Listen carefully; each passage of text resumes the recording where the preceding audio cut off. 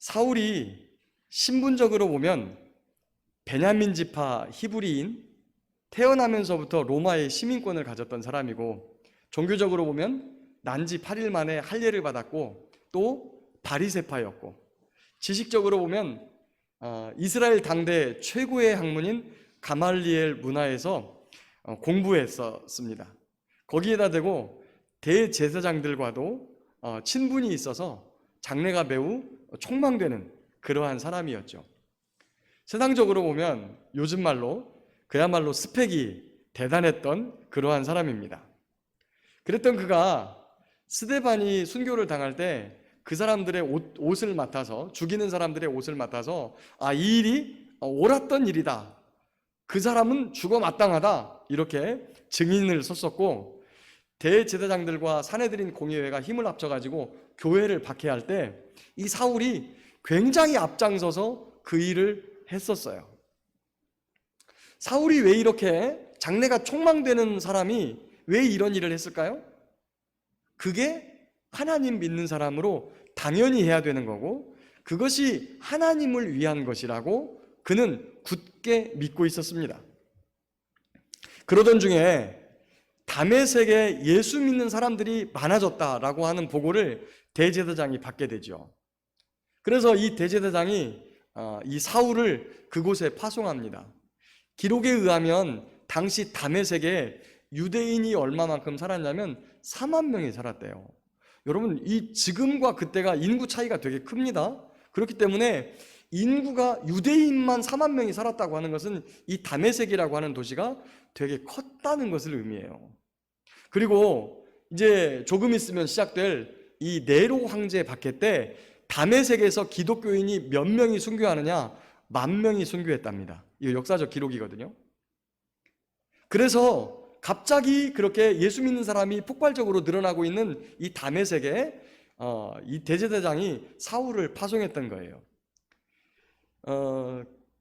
사울의 그 결연한 모습, 다메섹에 가서 내가 반드시 하나님의 정의를 세우겠다라고 당당하게 가는 이 사울의 모습을 성경이 오늘 이렇게 표현합니다. 여전히 위협과 살기가 등등하여. 사울은 하나님 믿는 사람이었어요. 그러면 하나님께서 그에게 해주신 말씀을 따르는 사람, 하나님의 말씀대로 사는 사람을 하나님 믿는 사람이라고 해요. 그러면 하나님께서 말씀해 주신 구약 율법의 핵심이 무엇일까요? 한번 대답해 보세요. 구약 율법의 핵심이 무엇이죠? 크게 시작. 왜 음으로 뭐라래요? 맞아요. 사랑하라입니다. 내 이웃을 내 몸처럼 사랑하라. 신약 성경에 보면 예수님께서 많은 것들을 가르쳐 주세요. 하나님 나라에 대해서. 그런데 예수님이 가르쳐 주신 핵심이 뭐예요? 사랑하라. 구약보다 한 단계 더 올라가죠. 구약에서는 네 몸처럼 사랑한다는데 신약에서는 내가 너희를 사랑한 것처럼 너희도 서로 사랑하라. 하나님을 믿는 사람, 하나님의 사람은 사랑하는 사람이에요. 하나님을 안다고 하면서 의로운 삶을 산다고 하면서 사람들을 해치고 위협하고 심지어 저 사람 죽어버렸으면 좋겠다. 아니 거기서 한 걸음 더 나가서 저걸 내가 죽여버리고 싶다라고 하는 마음이 있다면 이런 마음을 가지고 있는 사람은요 하나님의 사람이 아니에요.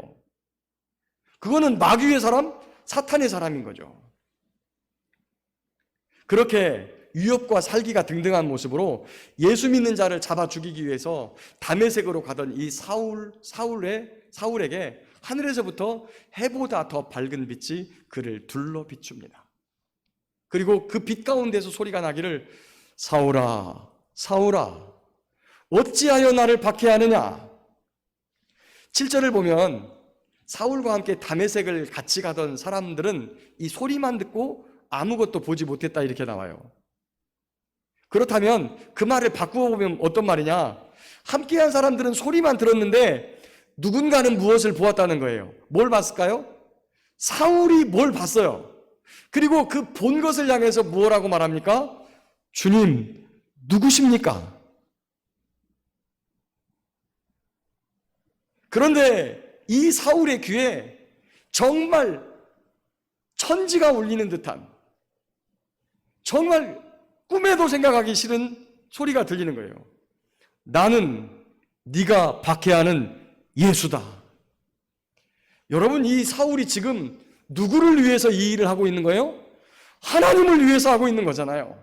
하나님의 나라를 위해서, 하나님을 믿는 사람으로 당연히 이 일을 해야 된다라고 자기 확신과 그리고 이 명령을 받아가지고 지금 가는데, 빛보다, 햇빛보다 더 밝은 그곳에 누군가 서 있는데 그분이 누구라 그래요? 네가 박해하는 예수다. 근데 사울은 예수님이 그 얘기를 한과 동시에 예수님이 누구인 줄 알았느냐? 하나님인 것을 알게 됐어요. 이 본문에는 그런 이야기가 전혀 없는데 왜 제가 그 말을 하냐면, 하나님을 만나본 사람은 알아요. 예수님을 만나본 사람은 알아요. 예수님을 만나본 사람은 예수님이 하나님이란 사실을 알게 돼요. 여러분, 사울은 지금까지 뭐 한 거예요? 하나님 위해서 한다고 해놓고 하나님을 대적하고 있었다는 거예요. 그 소리를 듣는 순간 사울이 어땠을까요? 이 본문에는 안 나와요. 근데 제가 다 넣고 사울은 그 자리에서 벌벌벌벌 떨었을 거예요. 온 몸과 마음이 이 속에서부터, 깊은 속에서부터 떨려 나오는 두려움 속에 벌벌벌벌 떨고 있었을 거예요. 오늘 본문은 그렇게 하고서 6절로 바로 이어져요. 근데 사도행전 22장을 보면 그 사울이 눈앞에 나타난 예수님을 향해서 두려움 속에 떨면서 주님께 물어봐요. 주님, 제가 무엇을 해야 합니까? 우리 인생은 반드시 해야 되는 두 가지의 질문이 있어요. 첫 번째, 주여 누구십니까? 두 번째, 주님 무엇을 해야 합니까? 사도 바울 앞에는 예수님이 나타나서 주님 누구십니까? 라고 물었어요. 그런데 그런 예수님이 우리 앞에 나타나지 않았어도 주님 누구십니까를 우리는 질문해 봐야 돼요. 왜 그러냐면 저와 여러분들이 무엇을 주인으로 삼고 삶을 살아가는지, 내 주인이 누군지 물어봐야 된단 말이에요. 돈인지 권력인지 건강인지 명예인지 물어봐야 된다는 거예요. 돈을 주인으로 삼고 살면 어떻게 됩니까? 돈을 벌기 위해서요, 거짓말도 하고 사기도 쳐요. 돈이 주인이니까. 심지어 성경에 보면 무엇까지 하려고 그럽니까? 사람의 육체와 영혼까지 돈 주고 사고 팔려고 그래요. 지금 우리나라에서 해마다 행방불명 되는 사람이 수만 명입니다. 몇천 명 정도가 아니라 수만 명이에요. 그런데 경찰에 사람이 없어졌다고 신고하면 경찰이 어떻게 반응합니까? 기다려보세요. 돌아오겠죠. 가족 간의 분란으로 가출한 사람, 집 나간 아이들, 이렇게 취급을 해요.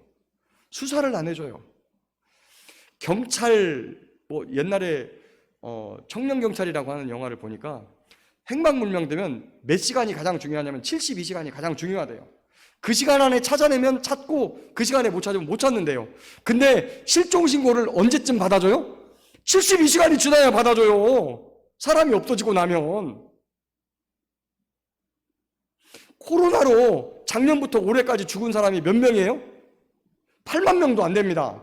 이것 때문에 온 나라가 떠들법석한데 해마다 몇몇 명이 실종으로 없어지는데 이거를 경찰이 발벗고 나서질 않아요. 그리고 들려오는 소리는 무슨 수첩 또 무슨 인터넷 사이트에 들어가 보면 이 행방불명된 사람 중에 많은 사람들의 장기가 우리 사회에서 유통되고 있다고 공공연하게 떠들어요. 그런데 수사를 안 해요. 왜요? 그들의 목적은 돈이니까. 돈이 목적이 되면 이렇게 사람까지 사고 팔아요. 권력을 주인으로 삼으면 어떻게 되죠? 권력을 얻기 위해서, 그 권력을 유지하기 위해서, 그 권력을 행사하기 위해서 그것에 방해되는 모든 사람들은 여러분 죽이려고 합니다. 지금 희한하죠. 사회에서 굉장히 고위층에 계시는 분들이 뻑하면 자살해서 죽어요. 근데 죽었다고 하는 사람 시간표를 맞춰보면 과연 그 사람이 자살했을까? 라고 의문을 갖는 것이 한두 가지가 아니에요. 대통령을 하셨던 분이 죽었는데 경호원 말 한마디에 자살했다고 결론을 내버리고 그냥 방송에 터뜨려요. 이런 나라가 어디 있어요? 바로 그게 권력을 따라 살아가는 사람들의 생리이기 때문에 그래요. 저와 여러분의 주인은 무엇입니까? 저와 여러분은 진리와 생명 되시고 구원 되신 우리 예수님을 주인으로 섬기는 줄 믿습니다. 그러면 그 주님께 한 가지를 더 물어봐야 될 것이 있어요. 주님, 제가 어떻게 해야 됩니까? 돈으로 주인을 삼으면요, 돈 벌기 위해서 거짓말해도 되고 사기쳐도 되고 사람을 죽여도 팔아도 돼요. 권력도 마찬가지고. 그런데 주님께서 주님을 믿는다고 하면서 여전히 세상이 준 가치관을 그대로 갖고 있는 것은, 그것은 성도의 삶이 아니에요. 세상적인 가치관을 여전히 가지고 있는 분의 내면을 쳐다보면 예수님을 주인으로 영접했다고 하면서 정작 주인은 누구예요? 자기 자신이에요. 그러니까 여전히 하고 싶은 대로 하는 거죠. 예수님을 주님으로 영접했다면 주님께 내 삶의 주권도 내어드려야 돼요. 주님, 제가 무엇을 해야 합니까? 이렇게 묻는 사울에게 우리 주님께서는 주님의 계획을 아나니아라고 하는 제자를 통해서 알려주십니다. 15절이 있는데요, 9장 15절 한번 같이 읽어보겠습니다. 시작. 주께서 이르시되 가라, 이 사람은 내 이름을 이방인과 임금들과 이스라엘 자손들에게 전하기 위하여 택한 나의 그릇이다. 아멘. 사울은 주님께서 자신을 향해 가지고 있는 하나님의 뜻을 따라 살기로 작정합니다. 그동안에 어떤 삶을 살았죠? 명예와 부, 그리고 그것을 자기에게 줄 수 있을 것이라고 생각하는 대제사장의 지시를 따라서 살았어요. 그런데 이제는 그들이 없애고자 하는 예수님을 쫓는 삶으로 변했습니다. 위협과 살기가 등등했던 사울이 변하여 어떻게 됩니까? 바울 서신을 쭉 읽어보면 바울 서신의 핵심은 세 가지예요. 세 가지로 딱 간추려져요. 뭡니까? 믿음, 소망, 사랑. 자기가 가지고 있는 것들로 성도들을 섬기고 이제 막 예수 믿기 시작한 사람들을 섬기면서 그가 바울의 삶으로 변해요. 그가 자신이 가지고 있던 로마 시민권, 히브리인, 바리새파, 또 가말리엘 문화에서 공부했던 세상에서 내세울 만한 그 좋은 스펙들을 뭘로 여기느냐? 똥같이 여겨, 똥같이. 그리고 오직 예수님을 알고 그분을 따르는 삶을 인생 최고의 가치로 여기는 것이, 여기는 삶으로 변한 것이 바로 이 사울의 삶, 바울의 삶이에요. 저와 여러분만 이렇게 예수님을 인정하고 살아가느냐? 저 세상 사람들도 예수님을 인정해요. 어떻게 인정하느냐? 오늘이 몇 년 몇 월 며칠이죠? 오늘이 몇 년 몇 월 며칠이에요? 2021년 2월 7일입니다. 그 2021년이 어디서부터 시작한 거예요? 예수님의 출생과 함께, 예수님이 이 땅에 오심과 함께 시작된 게 2021년이 지나고 2월 7일자가 되었다라고 하는 거예요. 그러면 예수님이 이 땅에 오시기 전까지는 뭐라고 표현합니까? BC라고 합니다. 우리가 BC라고 하는 게 영어인데 Before Christ예요. 그리스도가 오기 전, 그리스도 전. 그래서 첫자를 따서 BC라고 표현을 하고요. 그 다음에 그리스도가 온 다음, 이것은 아노 도민이라고 하는 라틴어인데 그 라틴어의 첫자 AD를 예수님 오신 다음, 그래서 저는 그것을 고쳐서 써요. 주전, 주후 이렇게.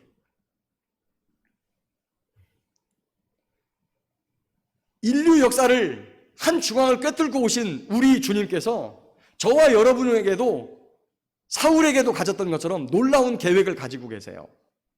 아멘? 아멘이 잘 안 되죠? 왜 그러냐면 이렇게 늙은 사람에게 무슨 계획을, 그냥 이렇게 살다가, 아니 뭐 내가 배운 게 없는데. 그러나 여러분, 하나님의 말씀에 귀를 기울여 보십시오. 우리 주님께서 뭐라고 하느냐? 말세에 내가 내 영을 모든 육체에 부어줄 것인데 너희의 자녀들은 예언하고 젊은이들은 환상을 보고 너희의 늙은이들은 꿈을 꾸리라. 여러분, 우리 여기 한장로님 오래간만에 또 오셨어요. 지난주에도 우리 아들 한상덕 집사님 신임 재직으로 임직받는 걸 보시려고 무거운 몸을 이끌고 오셨는데 오늘 또 오셔서 너무 감사합니다. 90이 넘어서 남의 힘을 빌리지 않으면 살아갈 수 없는 인생, 하나님이 이런 인생을 통해서 뭘 계획하고 계실까요? 여러분, 하나님이 분명히 꿈이 있다는 거예요. 우리를 향해서 이루시고 싶은 꿈. 하나님께 간절히 구하고 또 하나님을 찾아서 우리 하나님께 가까이 가면 우리 주님께서 성령을 우리에게 부어주시고 그 성령 하나님을 통해서 우리를 향한 하나님의 뜻을 가르쳐 주십니다. 그때 하나님께 묻는 거죠. 주님, 제가 뭘 해야 됩니까? 뭘 해야 됩니까? 인류 역사가 예수 그리스도가 오심으로 BC와 AD가 나누어졌듯이 저와 여러분의 삶도 예수님을 영접함으로 예수 믿기 전과 예수 믿은 다음으로 완전히 갈려서 그분이 원하시는 복된 삶을 살아갈 수 있기를 예수님의 이름으로 축복합니다. 두 번째, 예수님을 만난 사울은 변화되지요. 예수를 이단이라고 생각했기 때문에 그 이단을 믿는 사람들을 잡아 죽이던 사울이 그 자기가 이단이라고 생각했던 예수가 하나님이란 사실을 알게 되자 그 충격으로 사흘 동안 먹지도 않고 마시지도 않고 하나님 앞에 엎드렸어요. 죽기를 각오하고. 왜냐하면 지금까지 자기가 하나님을 죽이고 있었거든요. 우리의 삶에 우리가 예상치 못한 큰 장벽들이 나타날 때가 있습니다. 이걸 내가 어떡하지? 너무 문제가 크고 사건이 크고 그 다음에 이게 크면 어떻게 해야 되는지 남들이 아프고 남들이 문제가 생길 땐 뭐 그렇게 하면 되지 뭐 이렇게 평상시 조언하던 사람도 막상 자신이 그런 장벽을 만나게 되면 앞이 캄캄해요. 이해할 수 없는 내 삶에 큰 문제들이 발생하면 어떻게 해야 됩니까? 감당하기 어려운 시험과 질병을 만났다면 그때가 바로 기도할 때입니다. 주님을 만날 만한 때입니다. 하나님께서는 그렇게 하나님을 찾는 자들에게 당신을 계시해 주시고 또한 그가 가지고 있는 문제를 해결해 주심으로 말미암아 내가 너를 사랑한다고 말씀하시는 거예요. 단식을 하며 기도하던 사울을 위해 하나님은 아나니아라고 하는 제자를 준비시켜 놓았습니다. 다메섹의 영적 지도자였던 이 아나니아가 성도들을 잡으러 온 사울에게 가는 것은요, 목숨을 건 행동이에요. 그런데 이 아나니아는 성령의 음성에 순종합니다. 그리고 사울을 찾아가서 그에게 안수하고 기도합니다. 그러자 놀라운 일이 생겼어요. 그러자 사울에게 성령이 충만하게 임하셨습니다. 예수님을 만날 당시에 그 밝은 빛으로 인해 가지고 그의 눈이 어두워졌는데 눈에서 비늘 같은 것이 떨어지면서 다시 보게 되었어요. 그리고 이 사울에게 예수님이 바로 그리스도이다라고 하는 것을 성경을 통하여 그에게 가르치고 또한 하나님이 당신에게 가지고 있는 것이 이방인을 향한 복음 전파라고 하는 사실을 알려줍니다. 그러자 며칠 있는 동안에 사울이 즉시로 나가서 유대인의 회당에 나가서 예수님이 하나님 아들이십니다라고 전하는 거예요. 아니, 예수 믿는 사람 잡아 죽이려고 왔던 이 박해자가 예수님을 전하는 증인이 돼버렸으니 유대인들이 얼마나 당혹스럽습니까? 그래서 야, 저놈 저대로 놓으면 안 되겠다. 저거 죽이자. 오늘 본문에는 그냥 공모했다라는 말로 끝나는데 고린도후서 11장 2절을 보니까 다메섹에서 아레다 왕의 고관까지 합세해가지고 사울을 잡으려고 밤낮으로 성문까지 지키고 있었다. 이렇게 성경에 기록되어 있습니다. 그래서 다메섹의 제자들이 이 사울을 광주리에다가 태워가지고 밤중에 성벽에서 한쪽으로 은밀하게 내려서 도망치게 했죠. 예수님을 믿게 되면 변화가 오게 돼요. 여러분, 예수님을 믿기 전에 하나님이 인식됐었습니까? 하나님이 계시다는 사실, 저는요, 예수 믿기 전에는 하나님이 계시다는 사실도 인정하지 않았어요. 왜냐하면 느껴지질 않으니 뭐 보이기를 하나 잡히기를 하나. 근데 예수를 믿게 되니까 하나님이 시퍼렇게 살아있다는 것을 부인할 수가 없어요. 또 사울이 예수 믿는 사람들을 잡아 죽이던 박해자였는데 참 이 종도 저희 어머니를 박해했었어요. 저희 어머니. 저희 아버지가 당시에 예수 믿는 거 엄청 반대하셨거든요. 그래가지고 뭘 한다고 어머니한테, 아니 엄마는 왜 아버지가 그렇게 싫다는 것을 해? 아버지가 예수 믿지 말라 그랬잖아. 같이 살면 안 믿어야지. 왜 이렇게 아버지가 싫어하는 짓을 하냐고 어머니를 박해했다니까 제가. 근데 그런 자가 예수님을 믿게 되니까 그분을 주인으로, 내 삶의 주인으로 섬기는 거예요. 아무리 목숨의 위협이 와도 예수 믿는 사람들은 예수님의 실제성과 그분이 나의 구원자 되심을 부인하지 못해요. 사람들이 그런 사람을 뭐라고 합니까? 저런 미친 땡땡이. 사울도 분명히 미친 사람 취급받았을 겁니다. 예수 믿는 사람에게 찾아오는 또 하나의 변화는 내면의 변화예요. 내면의 변화. 예수님을 딱 여러분 믿게 되면 가장 큰 게 뭐냐면, 예수님을 딱 믿는 순간에 세상이 줄 수 없는 참 평안이 온다는 거예요. 그게 왜 오냐? 우리가 하나님과 화목하지 못하고 원수가 되어 있을 때 늘 안에서 불안감을 느껴요. 그런데 예수님을 딱 믿었을 때 이 하나님과 화목이 딱 이루어지면서 세상이 절대 가르쳐주지 못하는 참 평안이 몰려와요. 여러분, 이것은 받아보지 않은 사람은 전혀 몰라요. 만약에 못 받아보신 분이 있다면, 나 목사님 말하는 거 전혀 모르겠습니다 라고 말하시는 분은 여러분 엎드려서 하나님 깊게 기도해야 돼요. 여러분이 진심으로 예수님을 영접하게 되면 그 평안이 뭔지를 알게 돼요. 이 평안이 뭔지를 모른다라고 하시면 여러분이 지금 예수를 진짜 잘 믿고 있는지 안 믿고 있는지 의심해 봐야 돼요. 그 정도로 예수님을 믿으면 세상이 줄 수 없는 참 평강이 이 안으로 몰려옵니다. 또 위협과 살기가 등등했던 사울이 변하여 사랑의 사람이 됩니다. 예수 믿는 사람의 가장 대표적인 특징은 사랑한다는 거예요. 과거에 자신의 말을 듣지 않고 자신과 뜻을 함께하지 않는 사람들 용납하지 않고 미워했죠. 심지어 그게 내 자식일지라도 밉더라고요. 그런데 그런 미움이, 그 당시 때는 그 미움이 변하여 저거 죽어버렸으면 좋겠다, 없어져 버렸으면 좋겠다, 그것도 안 되면 저거 죽이고 싶다라는 마음이 이 안에서 용서조차도 그것을 잘못이라고 생각하지 않았거든요. 근데 예수 믿고 나면 사람을 미워할 수 없어요. 사람을. 예수님께서 자신을 때리고 욕하고 그리고 십자가에 못 박는 사람들을 향해서, 사람들을 위해서 하나님께 뭐라고 기도하느냐? 아버지요, 저들의 죄를 용서해 주십시오. 알지 못해서 저럽니다. 알지 못해서. 이런 예수님처럼 스데반도 자신을 향해서 돌을 던지는 그들을 향해서, 그들을 위해서 하나님께 주님, 이 죄를 그들에게 돌리지 마십시오 라고 용서의 기도를 하고 잠이 들어요. 요한일서 4장 20절 보니까 누구든지 하나님을 사랑한다고 하면서 형제를 미워하는 자는 어떤 자다? 거짓말하는 자다. 하나님 안 믿는 자라는 거예요. 형제를 사랑하지 보이는 형제를 사랑하지 않고 보이지 않는 바 하나님을 사랑할 수 없다. 성경은 이렇게 단언합니다.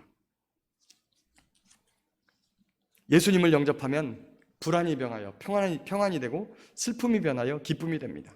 미움이 변하여 사랑이 되고, 증오가 변하여 용서가 되지요. 근데 예수 믿은 지 오래되신 분들, 제 말 좀 귀 기울여 들어보시겠습니까? 혹시 예수님을 처음 믿었을 때 가졌던 평안, 기쁨, 그리고 사랑이 내 마음속에 안 보이시는 분이 혹시 있습니까? 또다시 불안해지고 슬퍼지고 내 안에 미움 같은 것이 스물스물 올라오시는 분이 있다면 잘 생각해야 될 것이, 내가 찾았던 예수님을 다시 잃어버린 것 아닌가 라고 우리 자신을 잘 들여다봐야 돼요. 어느 날 세례 요한의 제자들과 다른 사람들이 와서 세례 요한의 제자들도 금식하고 다른 사람도 금식하는데 왜 당신과 당신의 제자들은 금식 안 합니까? 라고 예수님께 묻자 예수님께서 이렇게 대답하세요. 신랑과 함께 있을 때는 금식할 필요가 없다. 그런데 너희가 신랑을 잃어버릴 때가 오는데 그때는 금식하고 울어라.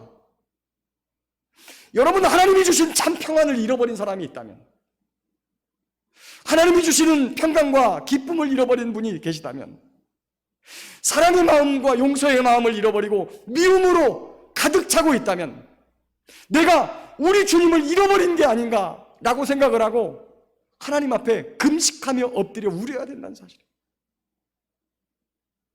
그런데 그렇게 하지 않고 그냥 세월이 지나서 목사, 장로, 권사, 집사 타이틀을 그대로 그냥 갖고 마냥 괜찮은 사람인 것처럼 그냥 고개 뻣뻣이 들고 생활하죠. 그러다가 잘못하면 죽습니다. 우리의 모든 것을 아시는 하나님 앞에서 금식하며 간절히 기도해서 구원의 기쁨과 사랑과 용서, 참 평강 회복하시기를 예수님의 이름으로 축복합니다. 마지막으로 이방인의 사도가 된 바울에 대한 이야기를 좀 해보겠습니다. 오늘 본문 25절과 9장 25절과 26절은 마치 그 내용이 자연스럽게 이어지는 것 같지만 25절과 26절 사이에는 3년이라고 하는 시간차가 있습니다.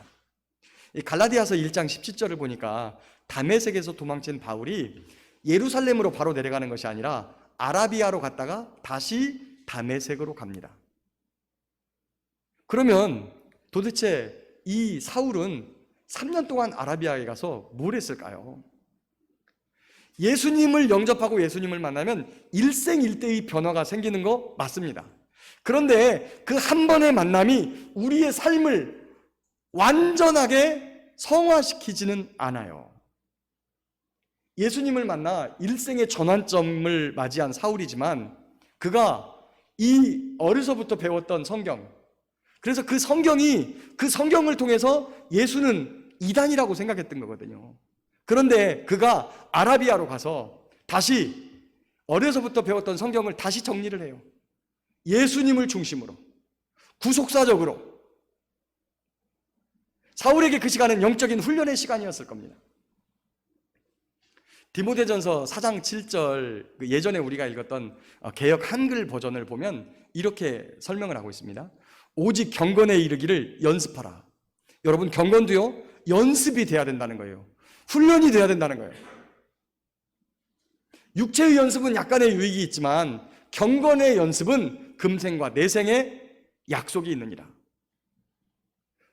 사울이 아라비아에 가서 3년 동안 자신이 어려서부터 읽어왔던 성경을 다시 묵상하면서 경건훈련을 하고 주님께 간절히 기도하면서 성령의 지도하심을 받은 이 시간은 그를 지식까지 새롭게 하는 매우 귀중한 시간이 되었을 겁니다.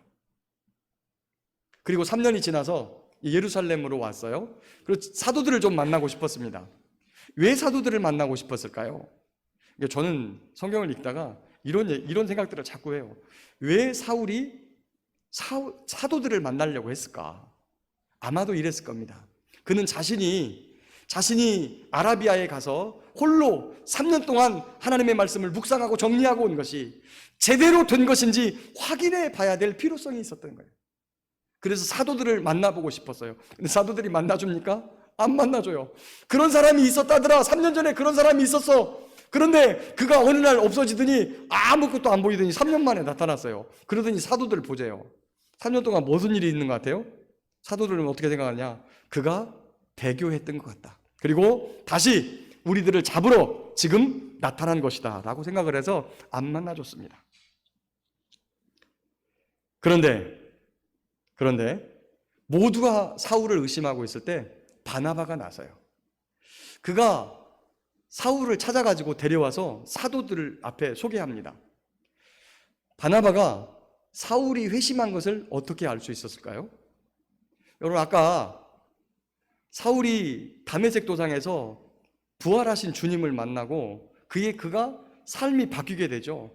그때 그 사실을 다 모르고 있었지만 성령님이 아나니아에게 가르쳐줘요. 아나니아도 가기 싫어했거든요. 그 사람 우리 잡으러 왔는데, 근데 성령님이 가르쳐 줬어요. 근데 이 본문에서 성령님이 바나바에게 사울의 회심을 확인시켜 줬다는 내용이 없어요. 그런데 바나바가 어떻게 그렇게 할 수 있었을까라고는 행동을 짐작해 볼 수 있을 만한 부분이 11장 24절에 있습니다. 우리 11장을 한번 넘겨봐서 11장 24절을 같이 읽어보겠습니다. 11장 24절 시작. 바나바는 착한 사람이요 성령과 믿음이 충만한 사람이라 이에 큰 무리가 죽게 더하여지더라. 아멘. 사울이 위장으로 회심했다고 하면 바나바는 잡혀서 순교하는 겁니다. 그럼에도 불구하고 착한 심성을 가진 바나바가 자기 희생을 각오하고 사울을 찾으러 가요.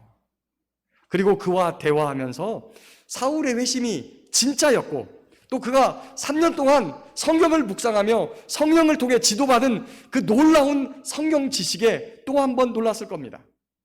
그래서 그가 사도 베드로에게 소개하고 베드로와 함께 보름 동안 15일을 머뭅니다.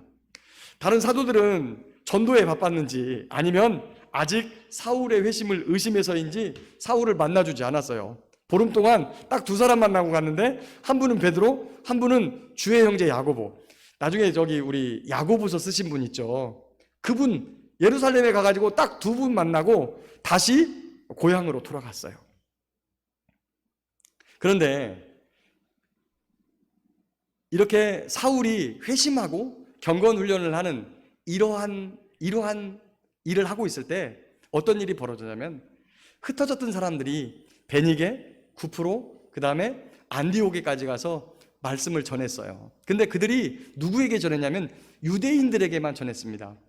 아직까지도 이방인에게 복음의 문이 활짝 열려 있지 않고 유대인에게 전파되는 거예요. 근데 어떤 유대인들이냐면 그들은 헬라인들과 섞여서 사는 유대인들.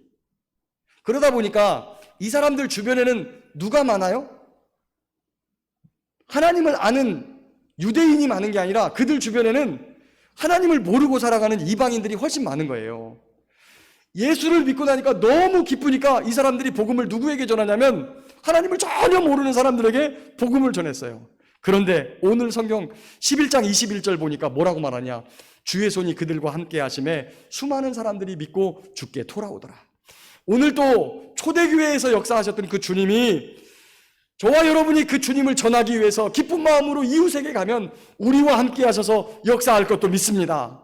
누구든지 주의 이름을 부르면 구원을 얻는데 믿지 않는 이름을 어떻게 부르겠습니까? 또 듣지도 못한 이름을 어떻게 믿겠습니까? 전하는 사람 없이 어떻게 그 이름을 그들이 들어보겠습니까? 저와 여러분이 믿고 구원을 얻게 된 이 예수 그리스도, 그 놀라운 은혜를, 놀라운 사랑을, 놀라운 이름을 가족과 동료와 이웃에게 전하여 그들도 예수님 믿고 구원받는 은혜가 나타나기를 간절히 바라고 소망합니다. 안디옥에서 이렇게 많은 사람들이 예수님을 믿게 되자 예루살렘 교회에서 바나바를 파송했어요. 이 심성이 착하고 성령이 충만한 바나바가 안디옥 교회에 가서 사람들을 섬기면서 그리고 성경을 가르치고 격려하게 되자 더 많은 사람들이 교회로 모여들기 시작했어요. 그래서 홀로 사역을 감당할 수 없어서 이 바나바가 생각해낸 사람이 누구냐? 다소에 있는 사울을 생각한 거예요.